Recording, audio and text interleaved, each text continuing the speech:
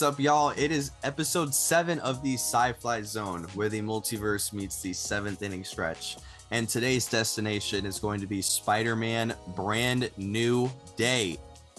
Spider-Man is one of my all-time favorite characters, like not even just in Marvel, but just like in sci-fi or in fiction in general.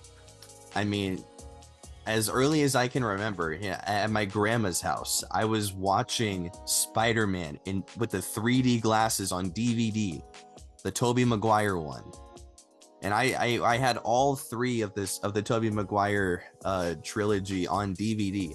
I saw both the Andrew Garfield movies in theater.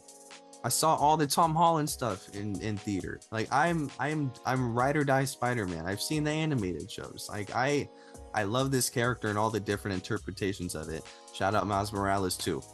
But yeah, CJ, how do you feel about Spider-Man? Yeah, man, I'm super excited about it. Spider-Man's one of my favorite superheroes too, in Marvel and just the world of superheroes in general. Oh, nice, on theme. I like it. But yeah, I'm super excited about it. Honestly, the Spider-Man that I've seen the most has been the Tom Holland Spider-Man. Yeah. So I'm excited that he seemingly has a big role going into this, or in the middle of this new phase in Marvel. I'm excited to see what this movie does with the character of him. Obviously, it's been a few years since we've seen Spider-Man. Long time. Yeah, it's been almost 4 years, I think, since the last time we've seen Spider-Man. So I'm super excited. I'm really excited to see what they're going to do with these characters. Yeah, me too, man. The movie is slated to be released on July 31st of next year. I hope there's no delays, but if there are, I'm okay with it. You know, because like it's only a year from now, basically. Yeah. In a month. So, you know, if they delay it by like a month or two, that's fine with me personally, because I'm always willing to give Marvel more time to work on stuff, because I always feel like they tend to rush things. At least as of late, like in phase 4 and beyond, the argument has been made a lot of like quantity over quality. And obviously Marvel since then, Thunderbolts and Agatha have been really good representations of a shift from that narrative, you know, going back to quality over quantity and slowing down a little bit. You know, there's been a good shift in quality with those projects. And, you know, despite Thunderbolts not performing that well at the box office, it was rated so positively, and I hope that Marvel can look past the box office numbers and realize that the diehard fans love these characters, and the fact that it probably put a lot of casual fans on them too, despite it not being that big of a hit at the box office. So that that's going to only bring more fans into Doomsday and into more projects too, because now they want to see these characters appear in other things, and if they do, then people are going to want to see them. Yeah, absolutely. Thunderbolts wasn't like the most popular Marvel movie of recent times, you know, but as you said, it had good ratings. I feel like the people who did watch it really liked it. At least I did. And yeah, I mean, maybe the lacking in the box office has something to do with introducing some more newer characters and not really having like the Steve Rogers Captain America, you know, or not having like an Iron Man, you know, something like that. But yeah, I thought it was great. I thought it was a really good movie, and I'm excited to see if there's going to be any tie-ins with Spider-Man, or see how it plays out in the future. But yeah, some really exciting stuff going on. They're going to be starting filming for the Spider-Man movie this summer, and we're starting to get in that time period where, you know, they're announcing some more people, and they're kind of giving us an idea of where the setting is going to be taking place, and it's really starting to roll out. Yes, sir. And we have a very qualified guy in the director chair here with Shang-Chi director Destin Daniel Cretton. I mean, Shang-Chi was one of my favorite Marvel movies to come out of Phase 4, and unfortunately, you know, Shang-Chi also hasn't really appeared in a really long time along with Spider-Man. So I really hope that like you were saying, like these characters just appear more often, because we really like what made everyone enjoy like the Steve Rogers and Iron Man and other characters like that is they were constantly appearing in other projects. I mean, Falcon, I mean, he was in almost every Captain America movie. I mean, okay, he was in every Captain America movie that took place not in World War II. Yeah. So like with those appearances, and along with him being in the Avengers movie as well, you know, like it established him in the universe. And like a lot of the newer characters that they're introducing have just kind of been in their own little part of the universe and not really tying into much anything else. So like I feel like they need to like correlate these timelines more, or these plot lines more, like to really have fans like really become invested in these characters. Yeah, absolutely. I think it's a great choice for director for this movie. I'm sure we're gonna get some great action scenes, especially some fight scenes between Spider-Man and some of the other villains that are gonna be in the movie. And like you said, yeah, there hasn't really been much sight of Shang-Chi since the movie. You know, he hasn't really been featured in many like projects. So maybe with Creighton being the director for this, we could get maybe a reference or maybe a cameo or like a end credit scene or something, kind of tying Shang-Chi back into it and maybe giving him a bigger role. Because I know originally during the King Dynasty, he was going to have a really big role with like the 10 rings and everything. That was going to be like a main feature of the film. So yeah, I hope they can find a way to get Shang-Chi back into the spotlight and make him a big part of it. Yeah, and just this movie has so many like potential like moving parts in it. There's so many different rumors for who's going to be in this movie, and we will get into that for sure. But so let's dive into where we last saw Spider-Man in the Marvel Cinematic Universe. Specifically, we saw him in his cheap studio apartment at the end of No Way Home, swinging in the streets in New York, fighting crime, and no one remembers who was under the mask. Yeah, man. It was a great cliffhanger to end No Way Home on, and to end the trilogy on, the Home trilogy, as some people call it. And yeah, I'm super intrigued with what's going to happen with this character. I've been hearing that this upcoming Spider-Man movie is going to be more of a stripped down, more grounded, like street level movie, you know, where we're going to see some street level villains, you know, like classic, like yeah. They seem like they're going to be moving away from the cosmic and space entities, at least for now. So they're going to tie back into it eventually, because Marvel has been putting a lot of time and effort into the whole cosmic space storylines in the past, and will be doing so in the future with Doomsday and Secret Wars coming up. But yeah, it seems like this is going to be a really refreshing new setting. Going to be like the classic, like your friendly neighborhood Spider-Man swinging around and fighting crime. And it's going to have some really interesting supporting characters too. That's going to make it a lot of fun. Yeah, definitely. And I just want to dive into kind of the timeline of these potential castings here, and the potential roles that these castings could be in. So first off, we have our first major confirmed casting for this movie. Stranger Things star Sadie Sink was officially cast in this movie, but her role yet to be confirmed. No one knows. Some rumored roles for her, for starters, big name here, mutant Jean Grey, which that would be cool in my opinion, but personally I feel like they're casting someone a bit older for Jean Grey. Like a lot of her adaptations have her, I feel like, in her early to mid 30s, somewhere around there. So I feel like Marvel would be casting for someone at least in their early 30s or maybe late 20s, because Sadie Sink is only 23 years old right now. So like I don't think, but she wouldn't be a bad casting, like for sure in my opinion, but I just don't think, like when I look at her, like, oh, she's Jean Grey.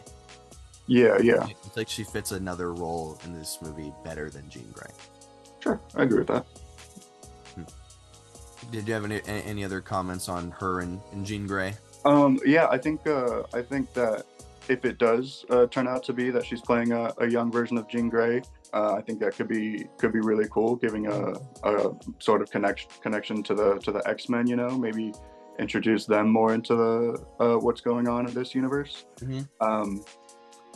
But yeah, I'm not sure how likely that is to happen. There are some other roles that she could probably fill. Yeah, I feel like a more likely, since we're on the topic of mutants that she could be playing, a more likely character that she could be playing, who's also a mutant, is the character Firestar, who Ooh. famously appeared in the 80s animated series Spider-Man and His Amazing Friends, which featured Firestar along with a more well-known mutant, Iceman.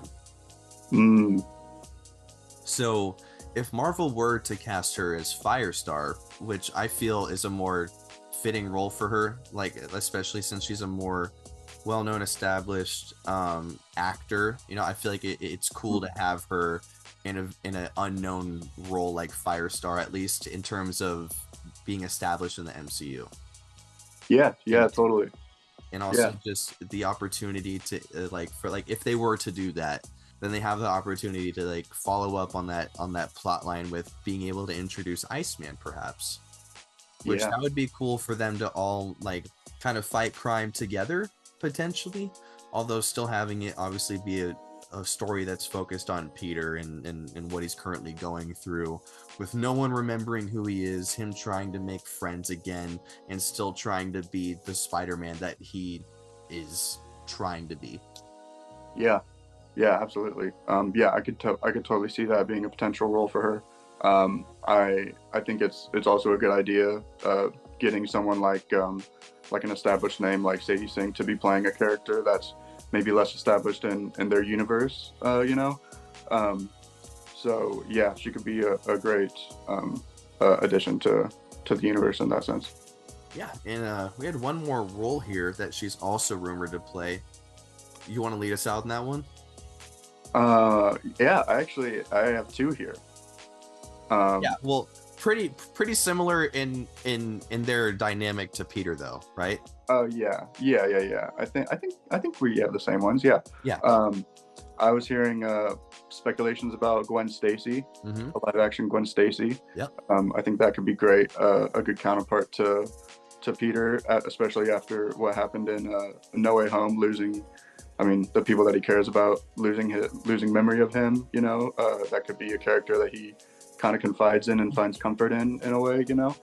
Um, and then some other rumors I heard that I don't know how likely it is that she's potentially playing Spider Girl, Mm. which is the daughter of Tobey Maguire's Spider-Man in his universe. Not totally sure how that would work. Obviously, So like it's like a multiversal variant. yeah, yeah. You definitely have to get into like Oh, that would be so out there. But it, like at the same time, like if they were to like somehow pull it off and like take it take it very seriously, yeah, it could be really cool. yeah, absolutely. Obviously, Tobey Maguire and Andrew Garfield had roles in No Way Home, and I don't imagine that's the only time we see them in the Marvel Cinematic Universe. I know there were rumors and speculations about potentially them coming back for Doomsday or Secret Wars. So I think that maybe if they want to, get a little risky, she could play Spider Girl and maybe like be the branch between those two universes, and maybe introduce them back into it. But yeah, I think it could be Mm-hmm. really interesting ideas. Mm-hmm. Or she could also be. I read this too.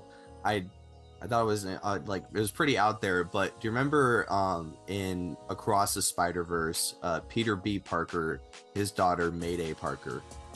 Oh She yeah, could be a grown-up yeah, version of Mayday Parker. that's right. Yeah, I did see that too. Yeah, totally. That could be Like I don't know. Like that would be so crazy for those plot lines to somehow fold together. yeah. But Yeah. yeah, the other role that I had was just another MJ. Just Oh, like a classic Mary Jane. Yeah, But yeah, but Zendaya played an MJ with her name being Michelle Jones and not Mary Jane, and I just interpreted yeah, that as like a multiverse variation, like with each universe having a slight variation. So I just thought like that was the MCU's variation of her character, like how Peter Parker has Peter B. Parker, you know, yeah, like Mary Jane, Michelle Jones, like it's still MJ, so like it still follows the canon. yeah, yeah, yeah. You know what I mean? Yeah, I think it was confirmed by uh, one of the writers or producers on Spider-Man that the MJ that we get in the MC Zendaya's MJ is like officially a different version than the comics MJ. Yeah, Um, yeah, so definitely. yeah, there could be could be some crossover there. That could be really fun. Yeah, and also, I would just be interested to see like if she does play Gwen or MJ. Hopefully Gwen. Gwen makes more sense in terms of just the universe, but just what kind of role she plays, if she is just more of a love interest or friendship type character, because Peter's obviously gonna be very afraid to make friends again after everything that's happened, because I mean the whole like idea behind Spider-Man is like he can't put his like friends or love life in danger, because the villains will take advantage of that and put them in danger, and then he has to go save them, and then he feels responsible, so then he's like, I'm just not gonna have friends anymore, I can't risk it, and then he's all depressed, and then he's doing Spider-Man stuff, and that's where he's at right now.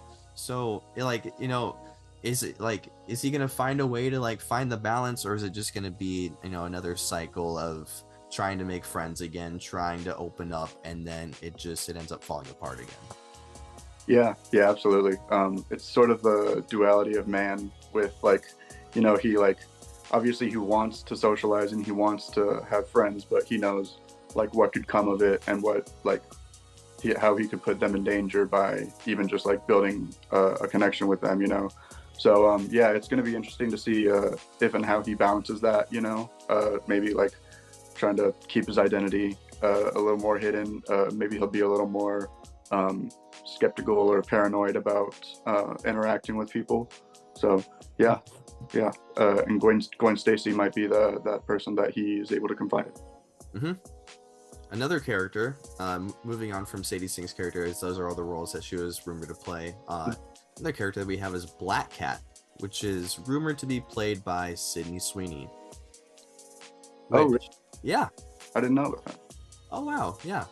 Which I mean, at times I interpreted it as based on the other comments that were made on the post, as it kind of felt more like a fantasy type thing, like Yeah, like people kind of perverting the role, and yeah. kind of being like, oh, I'd like to see her in the outfit type thing.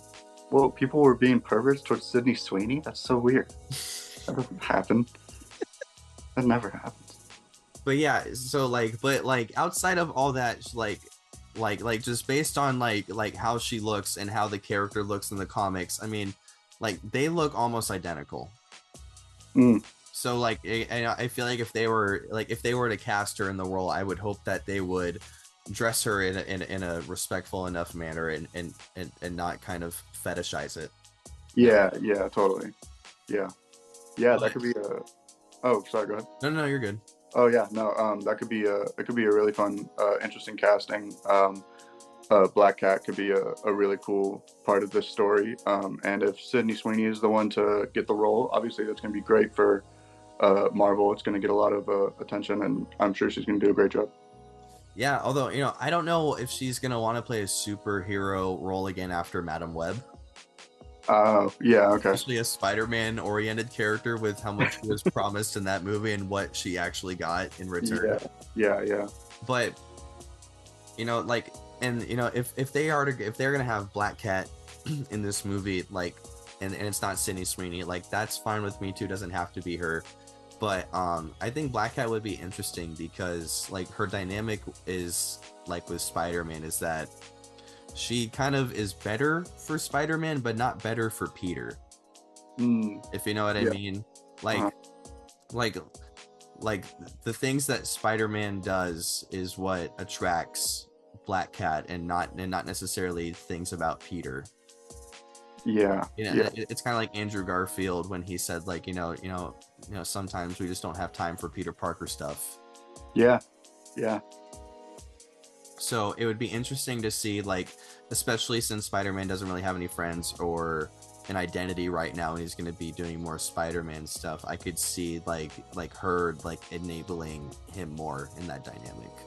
Yeah, absolutely. He's going to be, we're going to see a very vulnerable version of Spider-Man and Peter Parker. I mean, he's lost pretty much everyone he cares about. He has to start over. He has another identity crisis now. Like, he's gonna be in a very vulnerable state, and I could see Black Cat maybe bringing out that side of him. Yeah, definitely. Next character that we have rumored here is Harry Osborn. Yeah. I could see Harry being in here. Another like maybe Peter's going to college and he meets Harry in college. So, yeah. He's not friends with Ned or MJ anymore. Like he could be like his new guy buddy. Yeah, totally. Harry Osborn could be a really interesting addition to this, especially considering obviously the history between Spider-Man and Norman Osborn. But yeah, this could be really cool. Another situation where like Spider-Man's kind of like he doesn't have Ned anymore. He can't keep that relationship going in the same way that it was. So yeah, he's probably going to be looking for some comfort, looking for some people to interact with, and I could totally see him and Harry kind of hitting it off. Yeah, although I don't, because in No Way Home they established that Oscorp didn't exist in the MCU up to the point when Goblin showed up through the multiverse portal. Right.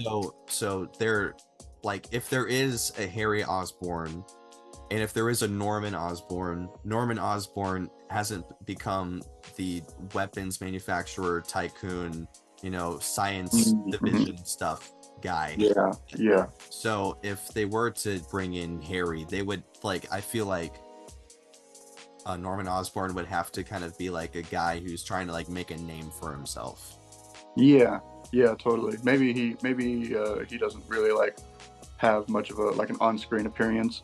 Maybe there's like a reference to him or something, and maybe we see him a little later down the line in some future Spider-Man movies.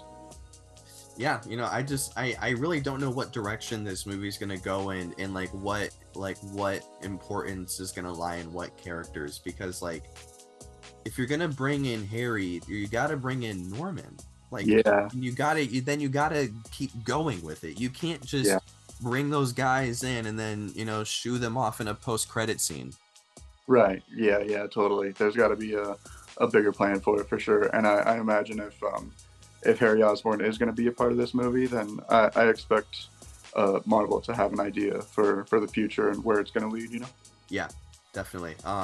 Biggest name that I saw for that casting is Timothée Chalamet. Ooh, that would be really interesting.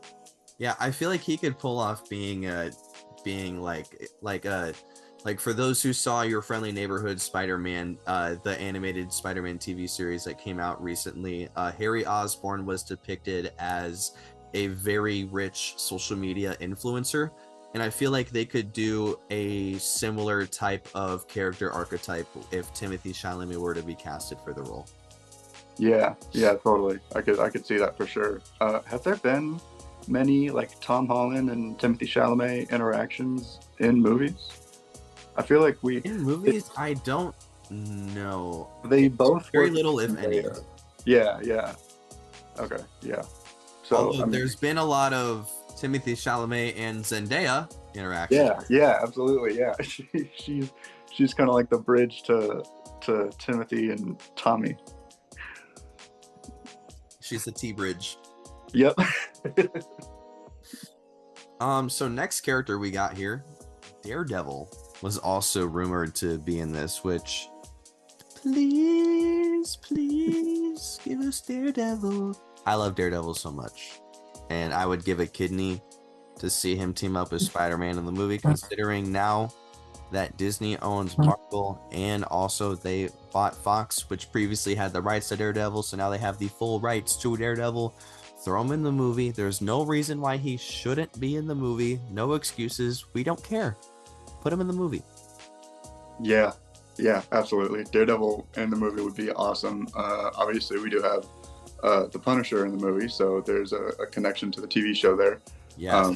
So we could be getting some interactions between Daredevil and Spider-Man. I know people have been wanting some more of that. Obviously, Matt Murdock, I believe is Matt Murdock, right? Is his name Matt Murdock? Yeah. So he was introduced as Spider-Man's lawyer a couple movies ago, but there hasn't been much that has come from that. Obviously, the Daredevil show has been successful. There's going to be a season 2 coming out in, I believe, February or March. So that could potentially lead into some events that are going to happen during the Spider-Man movie. I've been, I know like a lot of fans want it. I've heard like conflicting reports about it. I've heard people saying, yes, he's absolutely going to be in the movie. I've heard people say, no, he's absolutely not going to be in the movie. There's no way. So yeah, it's really going to be, I don't know if that's going to be one that gets announced before the movie, or if we're going to have to wait until the movie comes out to see what happens with Daredevil. But yeah, really exciting news about that. I think the trailer will hopefully reveal that. Yeah, that could be a good place for that. Sure. And like you mentioned, for those who don't know, the Punisher is confirmed to be in this movie. Yeah, right. Pretty awesome. So yeah, this is going to be the first official appearance of the Punisher in an MCU movie, which is very cool because since it's his first appearance is going to be in a Spider-Man movie, what makes that really cool is his first appearance in the comics was in a Spider-Man comic. So now we've come full circle. Yeah. Very cool. Absolutely. And on top of that too, John Bernthal and Tom Holland actually did auditions together when they were first getting into the into the MCU. So that's cool. Yeah. So they're not going to be like strangers to each other. I think they're going to have some pretty good chemistry, and yeah, I think we can get some really cool interactions. Yeah, and on top of that, obviously, like you said, Daredevil's getting a season 2, and the Punisher is going to be in that as well. So that's really cool. And we last saw Frank Castle's Punisher escaping a cell made by Kingpin at the end of Daredevil season 1. So he will likely be taking down goons associated to Fisk or sent by Fisk to go along with all of the potential street gang war vibe stuff going on that seems to be the tone for this movie. And, you know, I would like to see the Punisher make fun of Spider-Man like all the time for his suit and stuff, but I feel like he's still going to respect Spider-Man a lot for his bravery and his combat skills.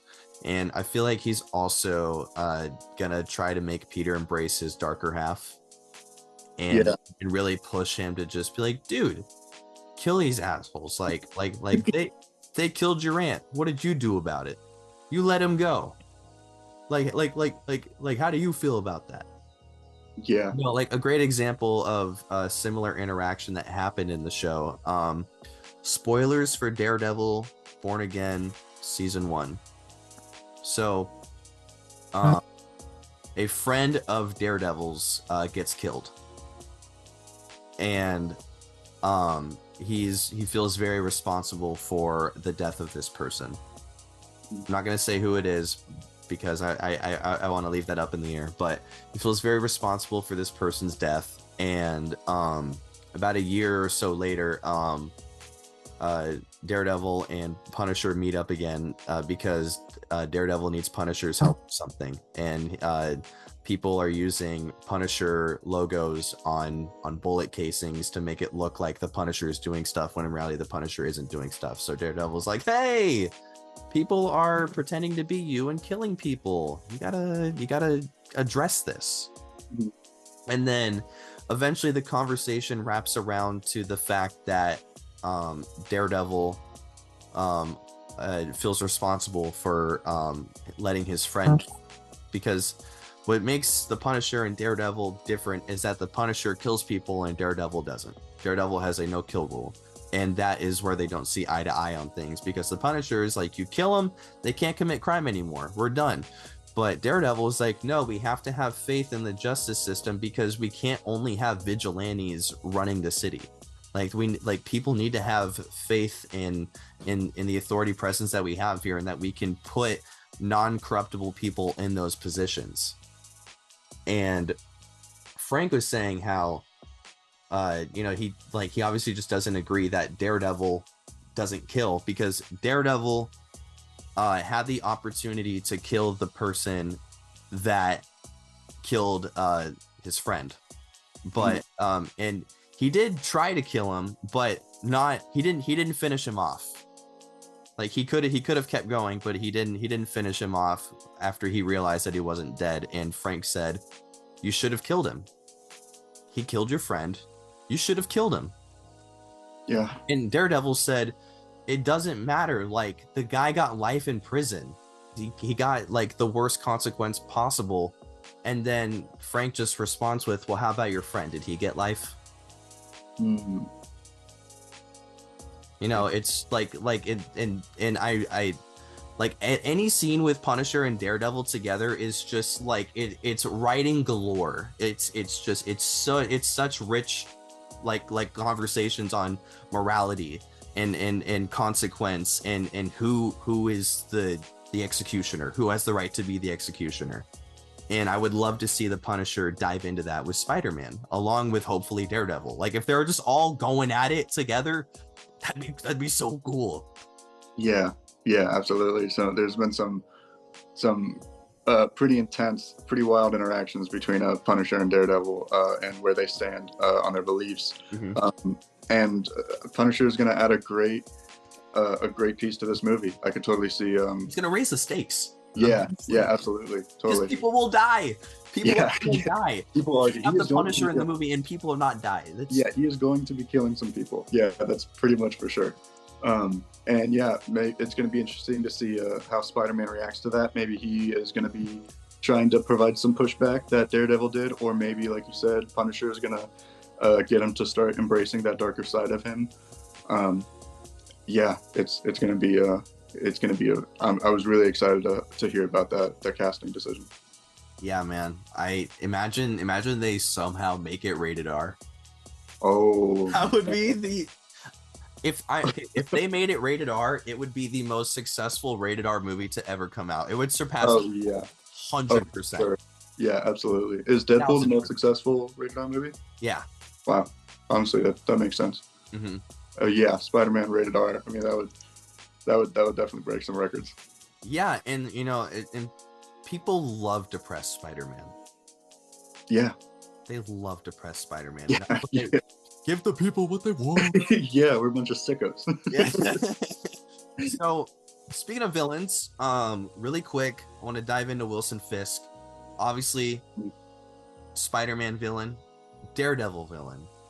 Makes sense that he'd be in the movie, but the actor that plays him, Vincent D'Onofrio, has said that due to contracts, it's very unlikely that he's going to be able to appear in a movie, unfortunately, which sucks. But if whoever has the rights says, you know what, it's right to put him in the movie. If they say that, I would love that, because it makes sense considering all of the crime stuff that Kingpin is implementing in New York right now. Spider-Man needs to come in and say, like, oh, you can't do that. Not cool. Yeah, absolutely. Yeah, it's a big hit hearing that he's probably not going to be in the movie. Obviously, it would make sense for him to be in the movie, considering his, like you said, connection to Daredevil and what he's doing in New York City. I don't think there's really, like, especially considering the plot line, like how it's probably going to be like a gang wars type of thing, like street level crime. It's going to be hard to ignore or like not reference Kingpin and how the city has gotten to where it is now. So yeah, maybe it could be another role like the Shang-Chi, like we don't get a on-screen role from him, but I wouldn't be surprised if there's some references towards him, especially if we have Punisher and potentially Daredevil. Yeah, I mean, with how loaded this movie is going to be potentially with different characters, I think it makes the most sense for Kingpin to be like a background presence, like you're saying, and send out some other guys to do the job, perhaps, or like send out guys to talk to other guys to do the job, type thing. Yeah, totally. I could see him being like the ringleader of it, or the kingpin of the group. Kind of like sending his like sicking the dogs on everybody. Mhm. Yeah, we'll see if they end up coming to something there. Yeah. So we have we have so many more characters to dive into here, and timestamps are going to be for all the characters in the description. Mhm. If you want to hear about any specific character that you haven't heard already. So first off, we have Mr. Negative. Would be really, really, really hyped to see this character in this movie. I think his design and his backstory and the type of plot lines that he's involved in and the type of influence he has on other characters fits the vibe of this movie perfectly. This character is most famously featured in Insomniac Spider-Man, the video game, and the storyline in that. He is a big player in the comics as well. Basically, he corrupts the minds of basically anyone and can control them with his I know this is pretty on the nose here, his negative energy, along with being able to create energy projections. And on top of that, he has superhuman strength, reflexes, durability, and also when he's not being able, or when he's not tapping into negative energy, being Mr. Negative, he can heal himself with positive energy from, I don't know the name of the exact force or dimension he taps into in terms of the healing. But I know for the negative energy, it's called the negative zone. So I know. Whoa. Maybe it's the wipeout zone. Yeah. That's good. Biggest name that I've seen for this role, actor Steven Yeun, which I would be very down for. He's a great actor, a lot of experience. He was one of the leads on the show Beef. He was on The Walking Dead. He was in Jordan Peele's movie Nope. And Peter has already Peter Spider-Man has already shown a very intense dark side to him, is when especially when he wanted to kill Goblin at the end of No Way Home, and Toby stepped in and said, no, you're gonna regret it forever, no kill, very bad for the soul, once you do it, you'll never stop. So I feel like Mr. Negative could really challenge Peter's mental health and his judgment on things, and really influence him to embrace that darker side. And especially if the Punisher is going to be doing that as well, but like obviously in a different sense of fighting back rather than just feeling really crappy about yourself and what you stand for.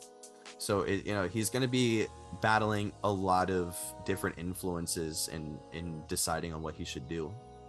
Yeah, absolutely. I'm really excited about the potential for Mr. Negative to be in this movie. I think he'd be a great addition to the whole vibe of the movie, like you said. Obviously we saw at the end of No Way Home with Tobey Maguire's Spider-Man being the one to like talk down Peter, don't embrace the dark side, basically. Yeah.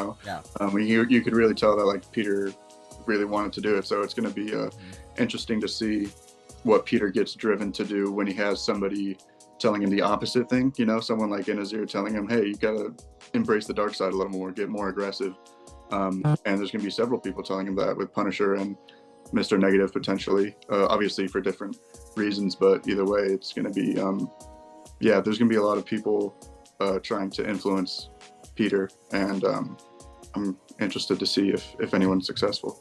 And I really hope if they do go this route on trying to force Peter to embrace his dark side, they can somehow flash back to that moment when Toby and Andrew's Spider-Man were consoling Peter after he lost Aunt May on top of high school, and Andrew was saying how he stopped pulling his punches and he got bitter. Yeah. And how grief and loss can really turn you into that, and also like to go on top of that, at the end of No Way Home, Peter was really battling himself more than anybody at the end of the movie. He'd already beaten Goblin. You know, like he could have moved on to the next step, but he wanted to kill him. He wanted to end him. Yeah. So I you know, it's just going to be a major conflict in terms of how he wants to approach things. You know, is it be the major shift or not? Yeah, absolutely. Maybe a connection that, or a way they could introduce Mr. Negative into the movie if he is a part of it. He was the founder of the what was it called? The Feast Project, which is an organization that works with helping the homeless. Obviously, that's him when he's not Mr. Negative. That's a wait. Wasn't Feast also in the third one? In the third Spider-Man? Yeah, I believe so. Yeah. Wasn't that where they found Goblin eating all the donuts at the at that place? Wasn't that Feast? Oh, yeah. I think it was. Yeah. So that would be that like, in a sense, he's already sort of established in the MCU. If totally. If that is 100% the case. You know who actually volunteered at Feast? Who that? Aunt May. Yeah. Aunt May volunteered at Feast, so I could totally see maybe in her honor, Peter like going to work there or going to volunteer there, and maybe that's how he gets introduced to Martin Lee, Mr. Negative. Yeah, and especially since he obviously feels responsible for Aunt's death, you know, and he's gonna see that Martin Lee is doing such a good job, and they could really set him up as this awesome, bright, like, character who just wants to do good. Yeah. But then whenever if they're gonna make this his origin story, Mr. Negative, then like whenever something happens and he is Mr. Negative, he turns into Mr. Negative, it could be really tragic. Yeah.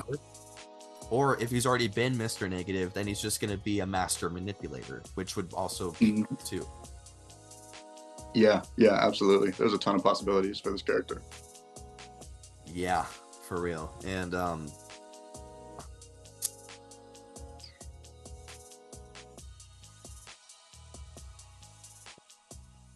yeah, for real. So I also heard that we were saying that this was going to be a street level movie for the most part. When this movie was still being decided and being written, and Sony throwing all of its ideas out there, like, no, we need to tie into our universe, even though everyone hates our universe. They were pushing for Null. Remember when Null was going to potentially be in this? Yeah. The villain of the third Venom movie? Yeah. Like, and it's not the first time Sony's tried to cross over the MCU to the Sonyverse either. I mean, they did it in the Far From Home post-credit scene with Vulture, for some reason being transported into another universe, which makes no sense at all. Yeah. And then also, for those who remember the Morbius post-credit scene, they had Morbius meeting Vulture, who transitioned into the universe, and then they're like, I bet Spider-Man's got something to do with this. And then that's it. Yeah. And then Vulture just ended up back anyway, I'm pretty sure, if I'm not mistaken. But just Sony needs to let the MCU creative team just take Spider-Man as a whole. Yeah, totally. I know, like, not the animated team though. Sorry, I do want to clarify. The animated Sony team, keep doing what you're doing. Yeah, but in terms of like the MCU, it seems like they always want to have at least some say in what happens. They want to have like some reference or a character that they have control over. They always want to get their little hands on Spider-Man, and I don't blame them because it's one of the most successful franchises ever. But yeah, I just hope if there is any Sony Marvel connection here, I just hope it doesn't like get in the way, of like the main overarching plot. Yeah, I doubt it will. I have faith this is going to stay a pretty MCU movie, and if there is going to be any multiverse, it's still going to be MCU oriented multiverse, not anything Sony related per se. Yeah. Totally. We have two more potential big name castings here in terms of villains. We have Scorpion and Tombstone. Yeah. Really cool. I would also be down to see these guys too, as these are also street level gang crime level type of villains. The MCU Scorpion was last seen in the post-credit scene of Spider-Man Homecoming. I mean, like, Spider-Man post-credit scenes seem to be where Spider-Man characters just die in the lore of the MCU. But if this rumor is true, then Scorpion is making it out of the void. The void, remember, where characters go to die? Yeah. Yeah. So hopefully he holds out and he's going to get his justice, because he has the potential to be such a frightening character.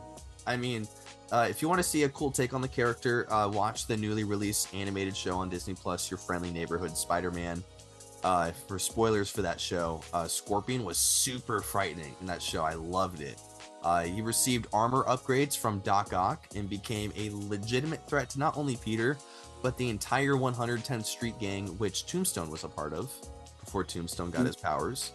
Scorpion was stabbing people with his metal tail, including Peter, almost fatally at one point, proving if Peter lets his guard down, Scorpion he could have killed him.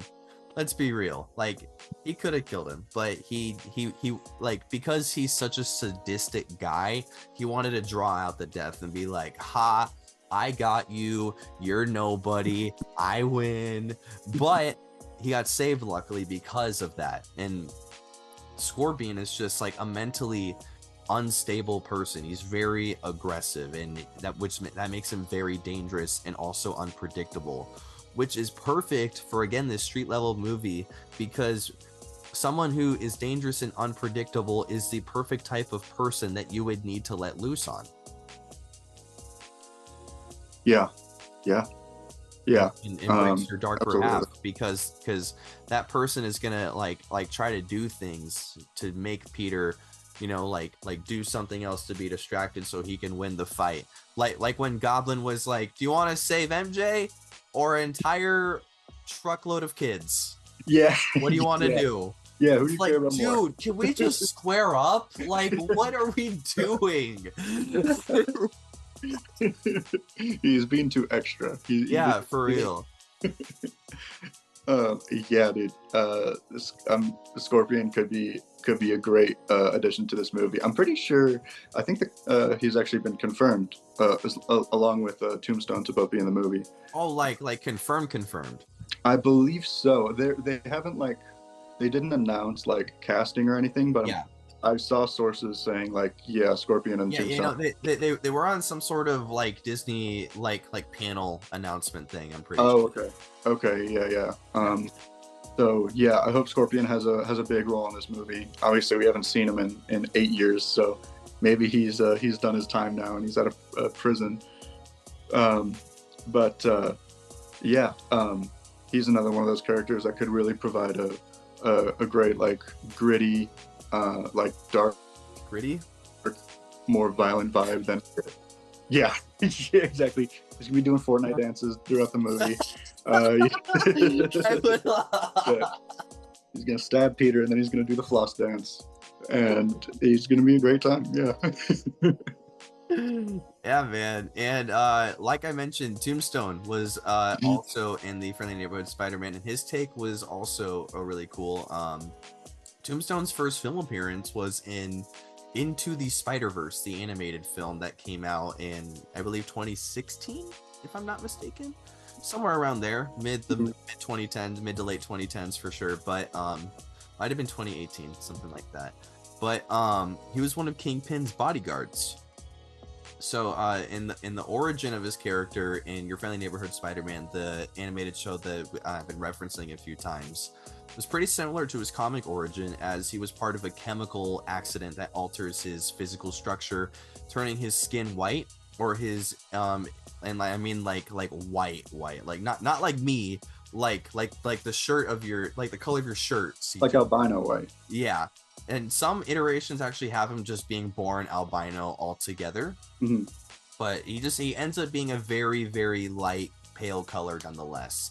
His skin becomes utterly bulletproof, and he gains super strength, stamina, reflexes, and he uses these abilities to become an established crime boss and an orchestrator of gang wars, which, again, also fits the tone of this movie perfectly. I'm like McDonald's right now, man. I'm loving it.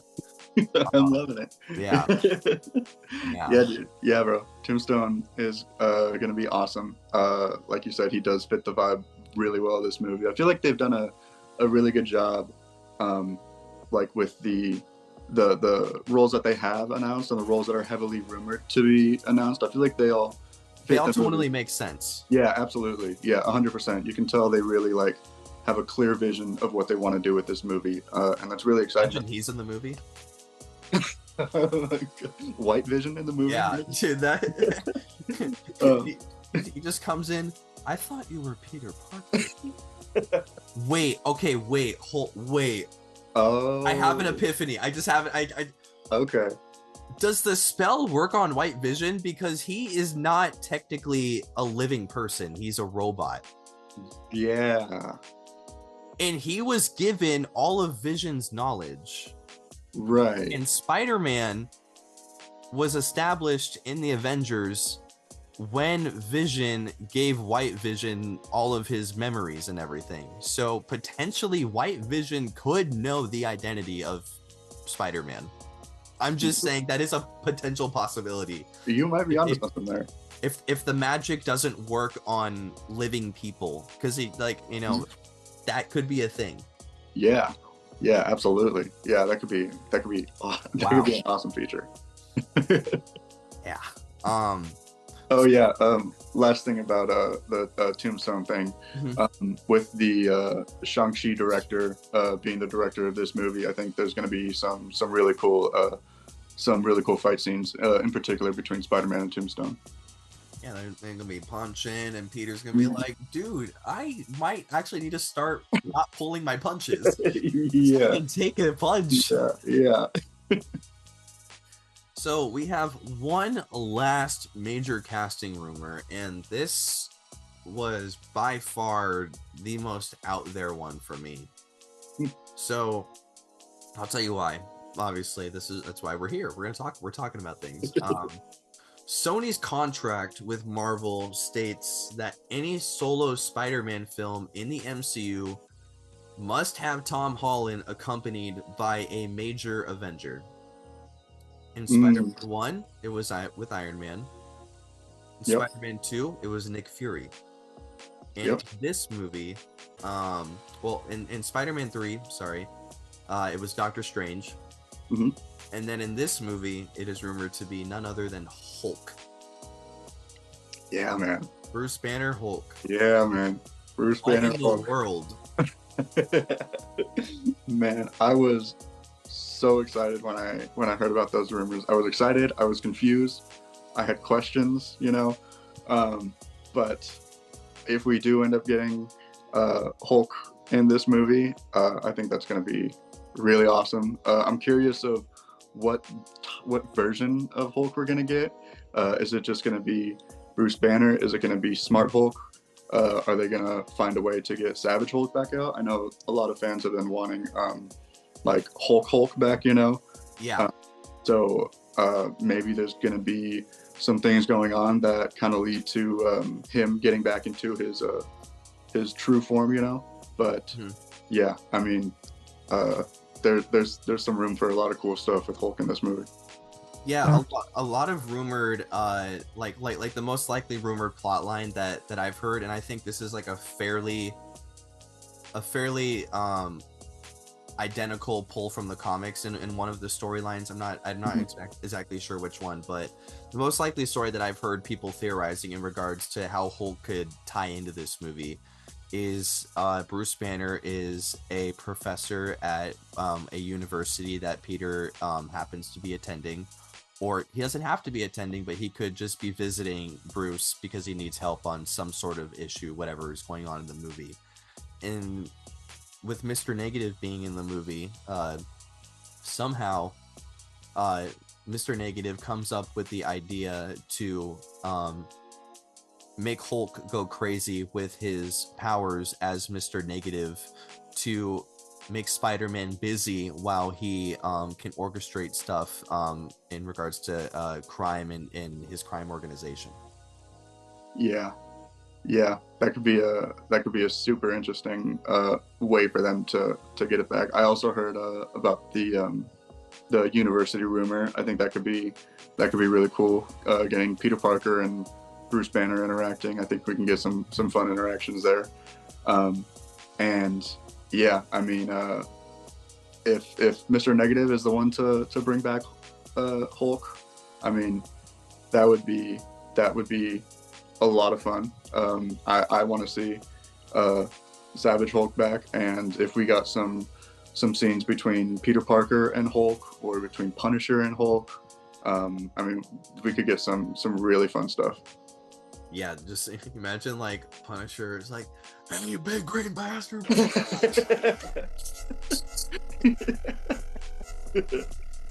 And for some reason, the shots are working. Like he's got some sort of like ammo. Like he just got ammo on Hulk or something. I don't know.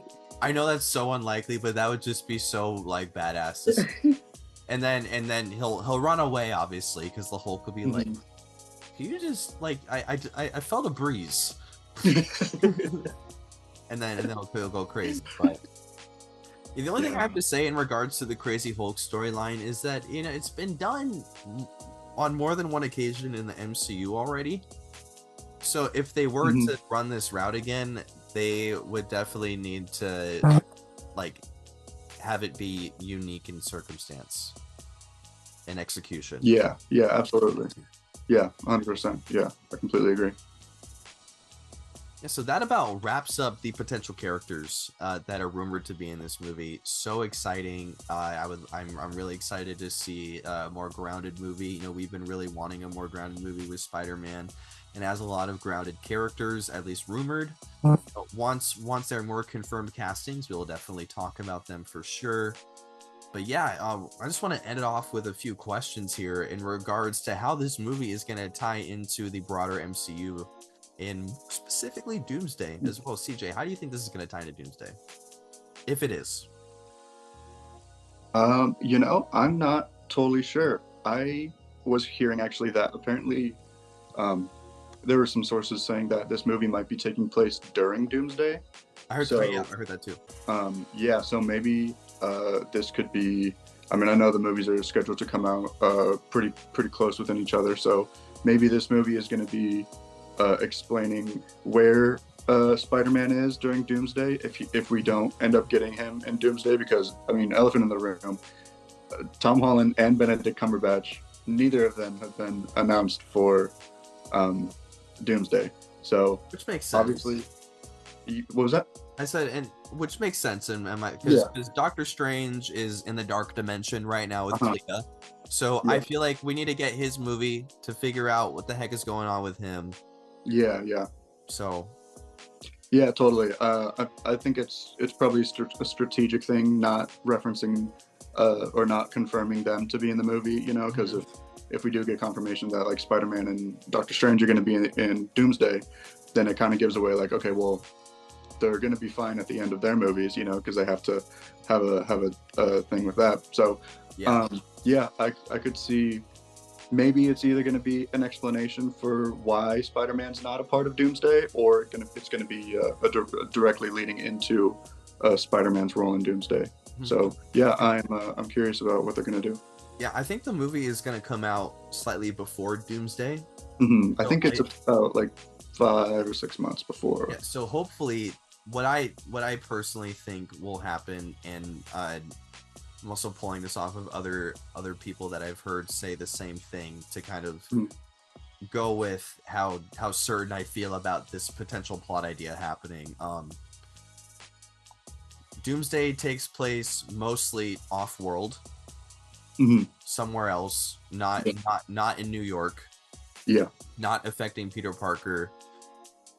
The Avengers are going to be gone, which is going to allow more crime to happen as a result, which is going to be more probable cause, especially since no one knows where the Avengers are. The Avengers might already be off fighting Doomsday, because remember, Yelena was saying there's a space crisis and no one's telling them about it. So maybe a lot of the big Avengers are already gone in the space crisis, and no one's told them about it, like they said. So that allows for the crime to happen. So then Doomsday happens, and then the end of Doomsday results in like a big incursion, a lot of worlds getting destroyed, and then to follow the plot of Secret Wars, Doom forms Battleworld. And the end of Spider-Man ends with the world ending in New York being one of the pieces that gets pulled into Battleworld. And then Spider-Man like is in like the last portion of Doomsday maybe, or it's just only going to be in Secret Wars. But I feel like something like that is a likely candidate. Yeah, I like that. I like that a lot. I could totally see that happening. Yeah, kind of like you said, obviously the Avengers that like everybody has known forever are really nowhere to be found anymore. They don't really have the security for Earth as they once did, you know. So maybe Spider-Man is going to be taking on more of the weight there, more of the responsibility. I mean, with great power, you know. So yeah, maybe I could see if he is a part of the movie. I imagine it's probably going to be something where the fight or the war like comes to New York, you know. Maybe some people come to reach out to him, or maybe there's a fight in New York and Spider-Man's there to help, rather than like Spider-Man leaving like New York and like going on his own to like help everyone. And as far as Battleworld goes, I could totally see that being a big piece of Secret Wars too. Yeah. Like imagine like the end of the movie, like Spider-Man is getting his ass whooped, and like for some reason all of the villains are within standing distance of each other, and then a building lands on all of them because the world's ending. Yeah. Oh my god. It's just Galactus's foot just like steps on all of them. Yeah. But yeah, so that about wraps up our episode today for Spider-Man Brand New Day. Thank you for watching. Our next episode is going to be coming out tomorrow. Actually, we're going to be cranking out an episode tomorrow. It's going to be breaking down our predictions that we made in regards to the games that happened on MLB on Thursday that we weren't able to fully cover on Wednesday or on Thursday because they were still in progress. So we're going to be going over those predictions, as well as some more notable injuries, cough cough Chris Sale, and also some other big events like some no-hitters, almost no-hitters, stuff like that. So please tune in and leave a comment if you have any topics that you want us to talk about. Thank you for watching and have a great day.